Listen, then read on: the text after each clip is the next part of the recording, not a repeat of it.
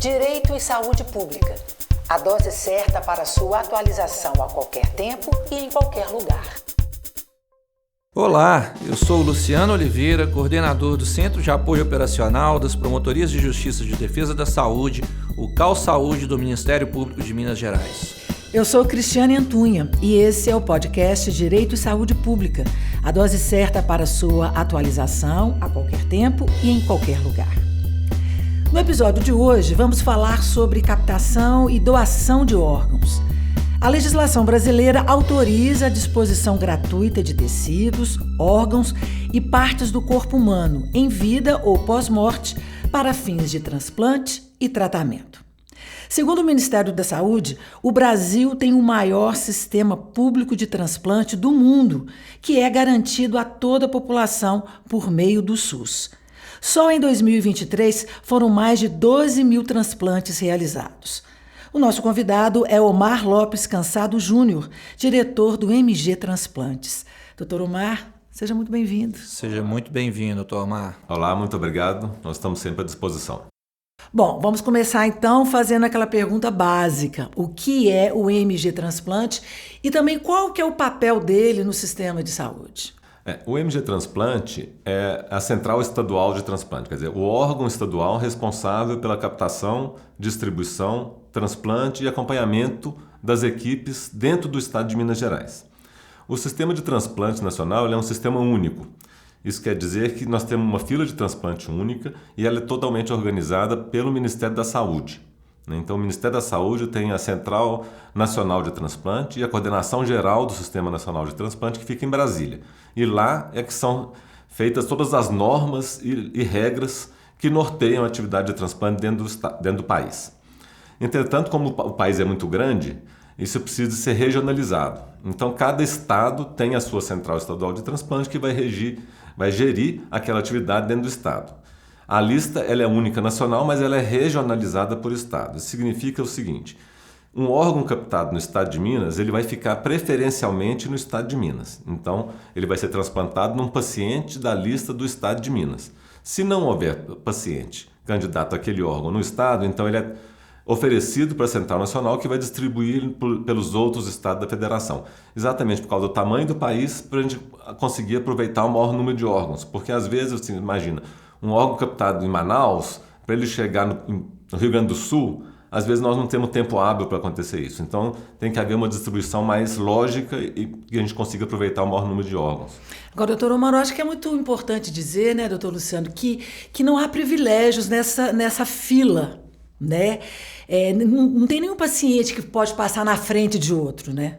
Não, a fila, como eu falei, ela é uma fila única e ela é registrada no Ministério da Saúde. Todo paciente que vai entrar na fila, a equipe de transplante vai inserir os dados daquele paciente num sistema do Ministério da Saúde e esses dados ficam guardados lá no sistema do Ministério da Saúde. Quando há a doação, o próprio sistema, o computador, vai gerar um ranking, né, uma seleção baseada em pontos. Então, para cada característica daquele doador, ele vai fazer uma comparação com as características do receptor. E aí ele gera automaticamente essa lista de receptores para aquele órgão. Não há manipulação de pessoas nessa fila, é o computador que faz. Então, assim, é muito seguro o Sistema Nacional de Transplante. A pessoa entrou na fila, independente do sexo, da cor, da condição social, ela vai ocupar o lugar dela na fila e o transplante vai sair no momento que aquela pessoa for ao primeiro lugar da fila. É claro que, às vezes, uma pessoa é transplantada mais rápido do que outra, porque existem condições de urgência nessa fila. Porque assim, um paciente que está extremamente grave, ele precisa de ser transplantado mais rápido, senão ele vai morrer antes de receber o transplante. É uma fila dinâmica. Ela é dinâmica. Então, quanto mais grave o paciente, mais rápido ele recebe aquele órgão. E hoje, a gente não tem mais uma fila pautada apenas no tempo de entrada na fila. São vários fatores que, em conjunto, vão determinar a posição daquela pessoa na fila. O tempo, ele é apenas um desses fatores, ele serve, na maior parte das vezes, como desempate. Quando tem duas pessoas com a mesma pontuação, quem está mais tempo na fila vai receber o órgão primeiro. Ô, doutor Omar, e qual que é a sua avaliação sobre o desempenho do Brasil e do nosso estado, né, Minas Gerais, na captação de órgãos e também na realização de transplantes? O Brasil, como você já falou, é o maior sistema público de transplante do mundo, né? Mais de 90% dos transplantes realizados no país, eles são feitos pelo SUS. totalmente gratuitos, né? Nós temos um país muito grande, com uma diversidade cultural muito grande também entre as regiões, mas assim, a gente pode falar que uma das coisas que melhor funciona no SUS são os transplantes, porque ele é altamente equânime na distribuição dos órgãos e ele é, vamos dizer, cego, né? Ele não procura aquele receptor. Todo mundo tem o mesmo direito de qualquer um que estiver na fila, independente se ele é SUS ou se ele é particular e convênio. O paciente particular e convênio, ele também pode ser transplantado particular e convênio, mas ele vai concorrer ao órgão exatamente como outro doente que está lá na fila do SUS. A fila ela é única, independente do financiamento que vai ser feito por aquele transplante. Nós tivemos agora, né, acho que esse tema do transplante, ele ganhou uma notoriedade muito grande com a situação do Faustão, né, e acho que a situação dele foi muito positiva, né, para o nosso sistema, na medida em que mostrou isso, né, critérios objetivos, transparência, e essa equidade, né, esse acesso conforme o risco das pessoas, né? Acho que essa divulgação ela é importante, não é, doutor Omar? Não, isso é super importante, né? Porque assim, não adianta você deixar nada mais por escrito falando que você é um doador de órgãos. Só quem vai doar seus órgãos é sua família após a sua morte. Então é preciso que você converse sobre o assunto e expresse em vida a sua vontade de doação, porque isso torna mais fácil para a família aceitar essa ideia quando a pessoa morre, né? E quando acontece isso, como no caso do Faustão, que é uma pessoa muito conhecida, isso gera uma comoção nacional e faz com que as pessoas conversem sobre o assunto. E no final das contas acaba aumentando a doação. A gente vê isso muito claramente toda vez que tem uma campanha de doação ou que tem alguém importante precisando de um transplante ou que doou, por exemplo, os órgãos, a gente percebe um aumento no número de doações de órgãos. O senhor acha que a desinformação contribui para um número pequeno de doação? Há um preconceito ainda em doar órgãos? São vários fatores que a gente fala que rondam a doação de órgãos, né, que acabam culminando numa diminuição da doação. Hoje nós trabalhamos com em torno de 40% a 45% de recusa familiar no momento que a gente oferece a oportunidade de doar os órgãos. Quer dizer, quase a metade das famílias recusa. Por quê? Por vários motivos.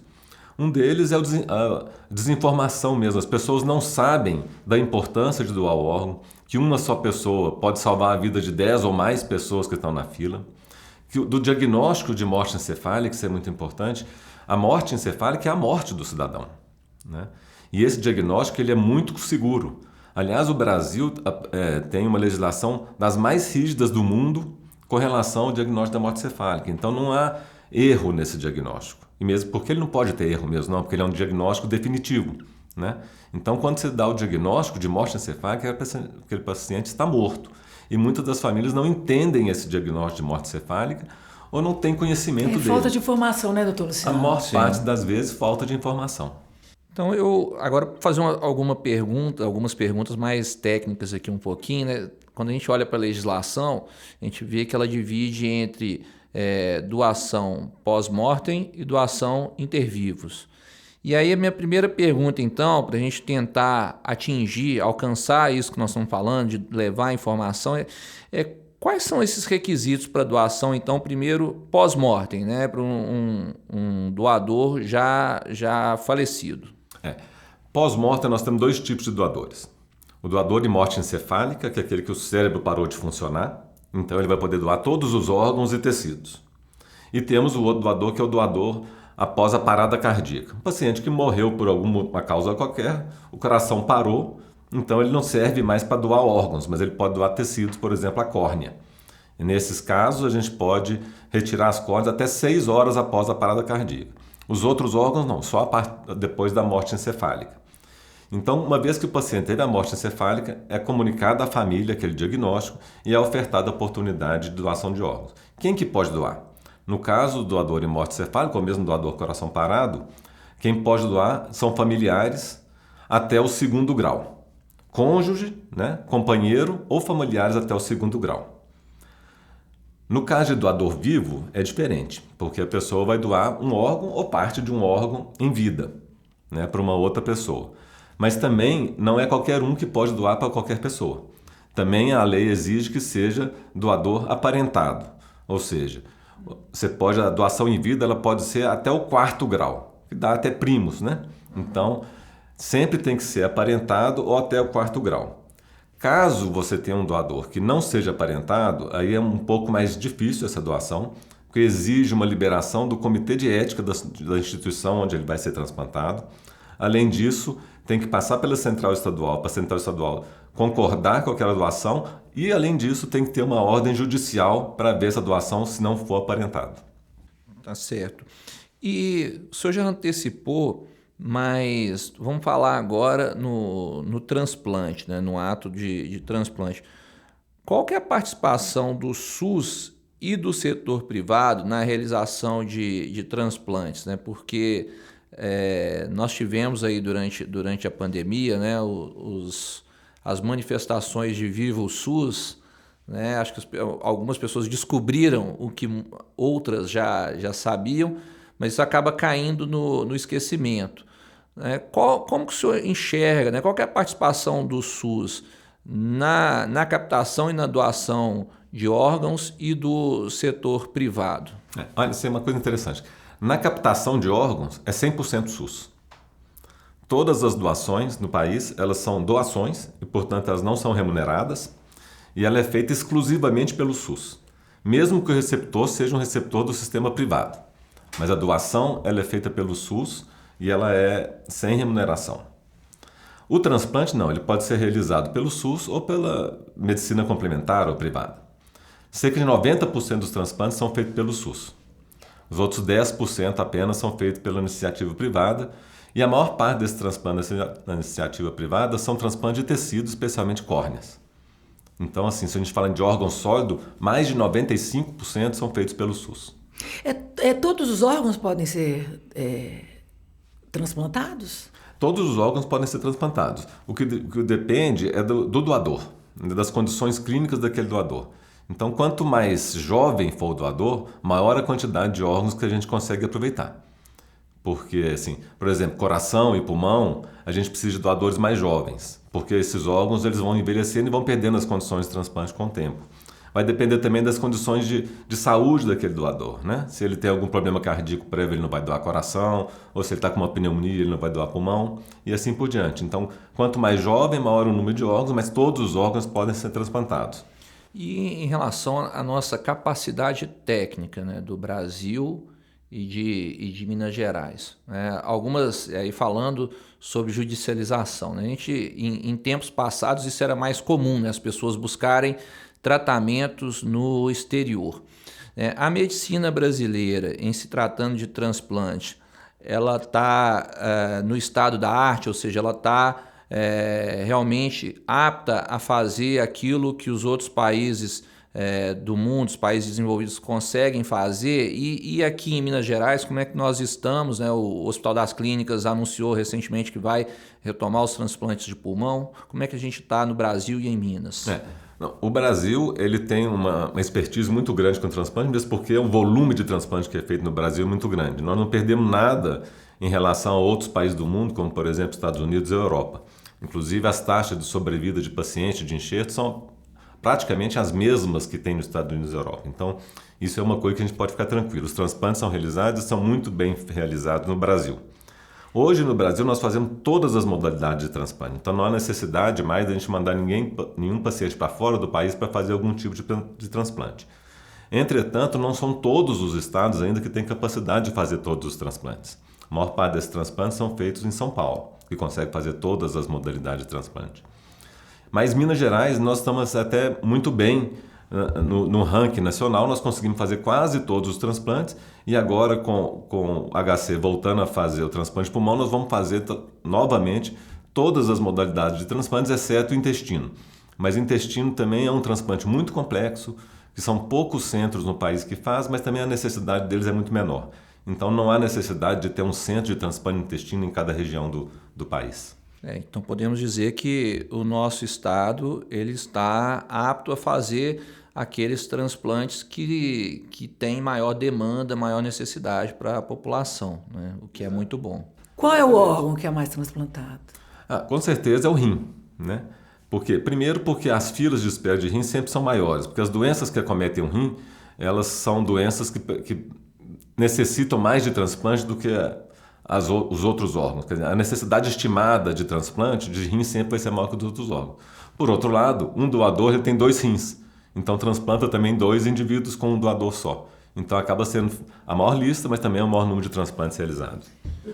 Eu fiz uma pergunta, né, sobre essa perspectiva da judicialização, e como o nosso podcast é Direito e Saúde Pública, eu queria saber do senhor, doutor Omar, como o senhor acha que os operadores do direito, magistrados, membros do Ministério Público, defensores públicos, advogados, a gente pode contribuir de alguma forma para a captação e para a realização de transplantes?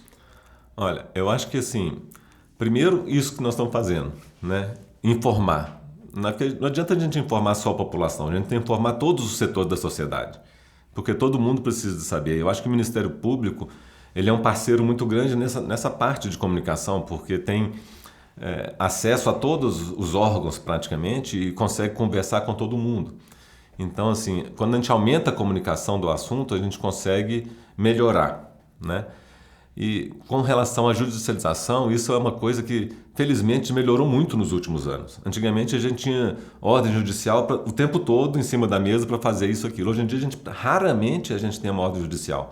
E mesmo quando tem, a gente consegue argumentar, expor as condições e, normalmente, o juiz acata o que a gente fala na nossa argumentação técnica, né? Então, acho que isso é uma coisa que melhorou muito. As pessoas estão um pouco mais conscientes do que é transplante, do que precisa para ser feito. Então, acho que isso tem melhorado. Mas, de qualquer maneira, a comunicação acho que é das coisas mais importantes que a gente tem. A gente falou sobre as condições para doação entre vivos? As condições nós falamos, né? Primeiro, ser um parente até o 4º grau.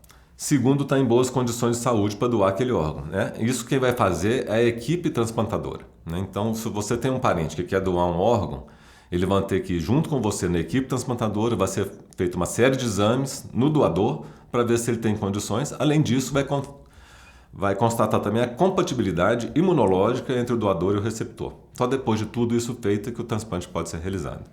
Queria então que o senhor deixasse uma mensagem final para os nossos ouvintes, né, sobre a importância de doar órgãos para salvar vidas. Eu acho que isso é uma coisa assim que todo mundo devia conversar e pensar. Olha só, nós temos 10 vezes mais chance de precisar de um transplante do que de ser um doador de órgãos. Então, se a pessoa já começar a pensar por aí, já dá uma mudança na visão dela. E é muito importante que as pessoas conversem sobre o assunto, conversem entre si, tirem suas dúvidas, porque normalmente quando a pessoa morre, ainda mais para ser um doador, são mortes inesperadas, via de regra traumáticas, né? Porque é acidente ou é alguma outra coisa mais grave, um derrame. A família está num momento muito crítico, né? E muito emocional. Então, se as pessoas conversarem antes, se dispuserem a ser doadores em vida, facilita muito a tomada de decisão da família. E uma coisa muito interessante que a gente vê é que as famílias que doam, elas se sentem de uma certa forma confortadas depois, porque pelo menos aquela morte não foi em vão. Ela conseguiu salvar um grande número de pessoas que está esperando na fila. Doutor Omar, muito obrigada pela presença, foi ótimo os esclarecimentos, né, doutor Luciano? Sim, doutor Omar, muito obrigado e acho que nós vamos trazê-lo aqui outras vezes, né, Cris? Bom, então no episódio de hoje falamos sobre captação e doação de órgãos com as participações do Dr. Omar Lopes Cansado Júnior, diretor do MG Transplantes, do promotor de justiça Luciano Oliveira e minha, Cristiane Antunha. O roteiro é de Luciano Oliveira, coordenador do Centro de Apoio Operacional das Promotorias de Justiça de Defesa da Saúde do MPMG. Quem assina a direção é Eduardo Cury. O podcast Direito e Saúde Pública é uma produção do Ministério Público de Minas Gerais e está disponível no Spotify e na Rádio MP. Este foi o último episódio da temporada 2023. Voltaremos em 2024 com novos episódios inéditos, cheios de temas sobre defesa do direito à saúde. Até breve. Direito e Saúde Pública. A dose certa para sua atualização a qualquer tempo e em qualquer lugar.